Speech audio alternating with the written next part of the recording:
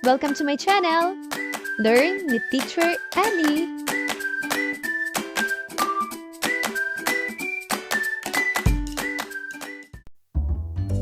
Araling Panlipunan, Grade 5, Quarter 4, Week 5. Ating talakayin ang mga pangyayari sa bansa na nagpausbong ng nasyonalismong Pilipino, ang liberal na pangasiwaan ni Gobernador General Carlos Maria de la Torre, pag-aalsa sa Cavite, at paggarote sa tatlong paring martir, ang Gumburza.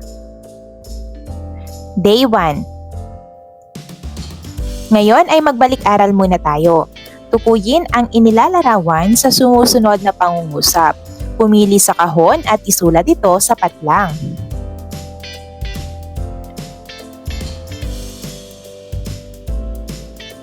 Narito ang mga tamang sagot.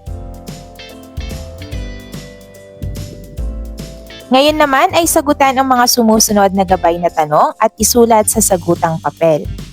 Una, ano ang naging dulot ng Cavite Mutiny at paggarote sa Gumburza sa pag-usbong ng nasyonalismong Pilipino? Pangalawa, ano ang kahulugan ng liberal na pamamahala?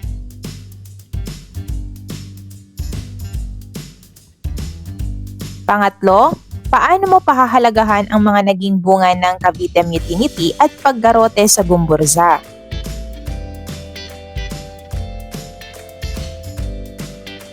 Pang-apat, paano mo maipapakita ang pagpapahalaga sa mga Pilipinong nagpakita ng nasyonalismo sa ating bansa?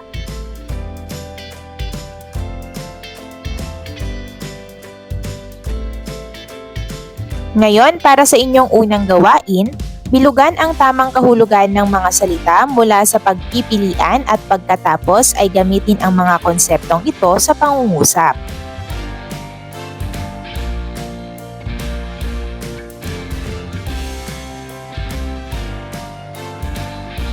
Ating talakayin ang liberal na pangasiwaan ni Gobernador General Carlos Maria de la Torre, pag-aalsa sa Cavite at paggarote sa tatlong paring martir, ang Gumburza. Noong 1869, dumating si Carlos Maria de la Torre bilang bagong Gobernador General. Sa kanyang pamamahala ay umusbong ang konseptong liberalismo sa bansa. Sa panahon ng liberalismo sa Espanya, ibinatay niya ang mga patakarang ipinatupad sa pamahalaan. Malaki ang pagbabago sa mga patakaran kumpara sa mga naunang gobernador general. Ito ang mga sumusunod. Una, mamuhay ng simple. Ito ay sa pamamagitan ng paglalakad ng walang gwardya at paggamit ng ordinaryong sombrero tulad ng mga ginagamit ng mga mamamayan. Siya ay nakihalubilo sa mga mamamayan at hinimok sila na maging malapit sa pamahalaan sa pamamagitan ng direktang pagdulog sa mga hinaing nila. Pangalawa, pagpapatupad sa isang buwang pagkabilanggo sa halip na paghagupit bilang parusa sa mga Pilipinong tumatakas mula sa mga hukbong Espanyol. Pangatlo, pagwawakas sa pag-eespiya sa mga pahayagan at paghihikayat sa kalayaan sa pamamahayag. Naniniwala siya na pantay-pantay ang lahat ng tao. Sa ilalim ng kanyang panunungkulan ay naranasan ng mga Pilipino ang kalayaan sa pagpapahayag ng kanilang sarili. Subalit hindi nagtagal ang liberal na pamamahala ni De la Torre. Natapos ito nang palitan siya ni Gobernador General Rafael de Izquierdo matapos ang 2 taon na panunungkulan. Si Izquierdo ang kinilala bilang isa sa pinakamalulupit na namuno sa Pilipinas. Sa panahong ito, lalong sumidhi ang pagnanais ng mga Pilipino para sa pagbabago at kasarinlan. Pag-aalsa sa Cavite at paggarote sa tatlong paring martir, ang Gumburza. Taong 1872, isang pag-aalsa ang sumiklab sa Cavite na kinabibilangan ng mga sundalong Pilipino na isang arsenal dito. Si Fernando Lamadrid, isang sarhentong Pilipino, ang nanguna sa pag-aalsa. Isa sa mga dahilan nito ay ang pagtanggal sa kanila ng mga pribilehiyo tulad ng hindi pagbabayad ng buwis at hindi pagsali sa sapilitang paggawa. Sa kasamaang palad ay hindi nagtagumpay ang pag-aalsang ito. Dinakip ang mga napagbintangang pinuno.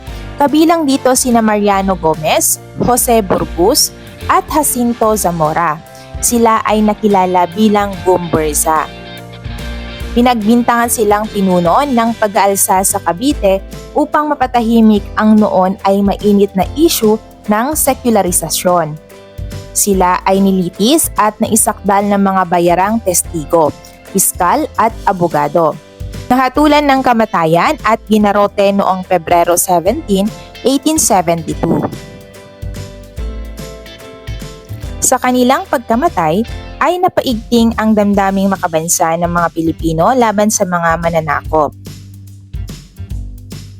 Day 2. Ngayon mga bata, narito ang inyong ikalawang gawain. Sagutan ang mga sumusunod na katanungan at isulat ang sagot sa sagutang papel. Una, ano ang kahulugan ng liberal na pamamahala? Pangalawa, isa-isahin ang mga nangyari sa Cavite Mutiny. Pangatlo, ano ang naging epekto ng paggarote sa Gumburza sa kamalayang nasyonalismo ng mga Pilipino? Pang-apat, bilang isang mag-aaral, paano mo maipapakita ang nasyonalismong Pilipino?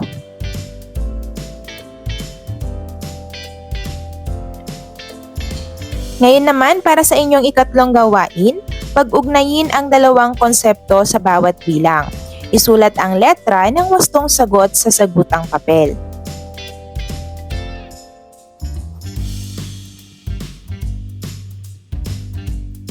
Narito ang mga tamang sagot.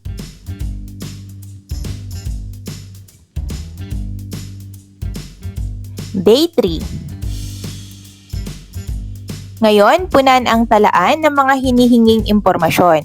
Isulat ang kasagutan sa sagutang papel.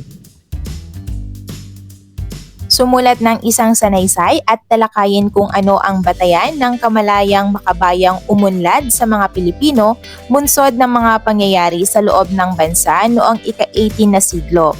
Ilarawan ang anyo ng nasyonalismong ito sa pamamagitan ng pagsusuri sa kung paano nabuo sa isipan ng mga Pilipinong nagsipag-alsa ang ideya ng bayan na nais nilang maitatag. Isulat sa iyong sagutang papel. Hahatiin sa 3 pangkat ang klase at magsasagawa ng isang malikhaing pagganap tungkol sa kamalayang nasyonalismong Pilipino sa loob ng bansa. Gawing gabay ang rubric sa ibaba.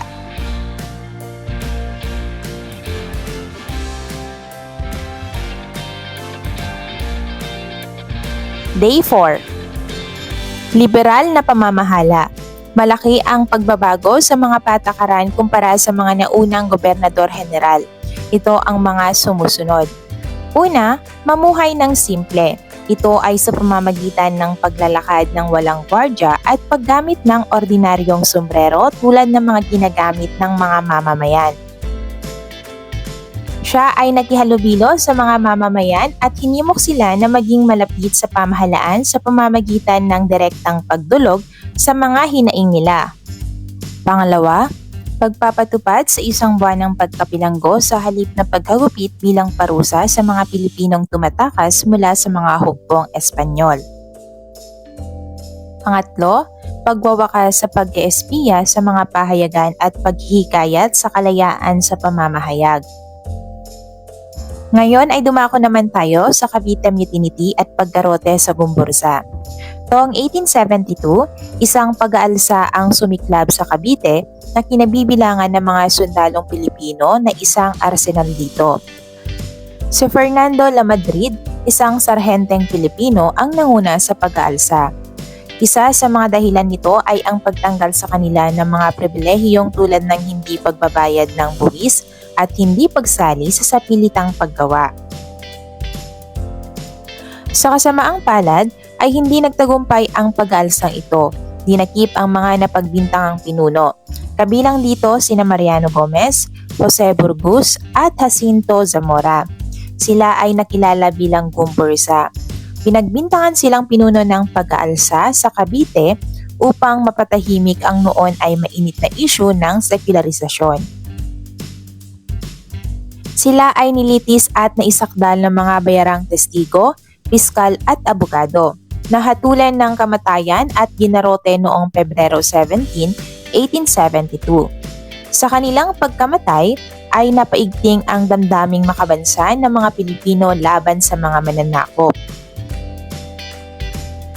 Ngayon mga bata, magsagawa ng pagninilay hinggil sa aralin na natutunan. Kopyahin sa kwaderno ang talahanayan. Lagyan ng check ng mga mag-aaral kung ang mga nakalahad sa kasanayan ay nalinang. Sasagutin din ng mga inihandang tanong.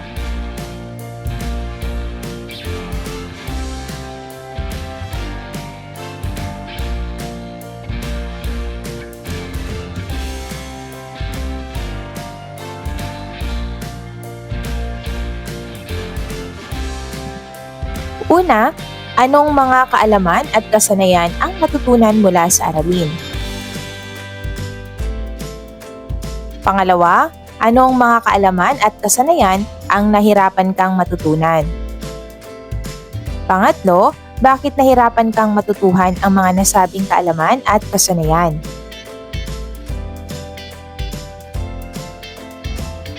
Pang-apat, kung pag-aaralang muli ang nilalaman ng aralin at gagawin ang mga pagsasanay, paano mo higit na mapagbubuti ang iyong pagkatuto?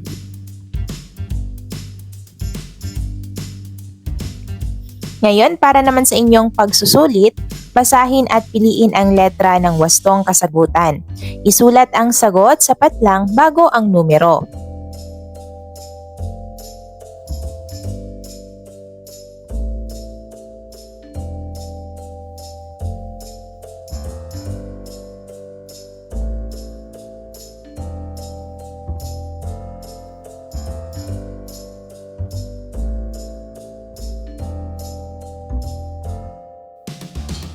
Narito ang mga tamang sagot.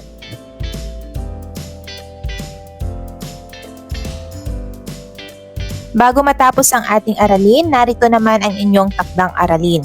Magsaliksik ng mga impormasyon sa mga sumusunod na konsepto.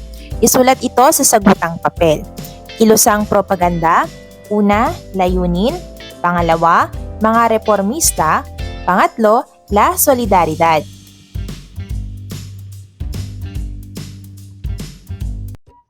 Thank you for watching!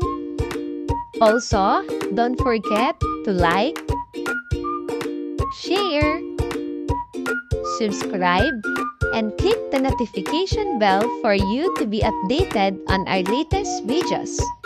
See you on our next lesson. Goodbye!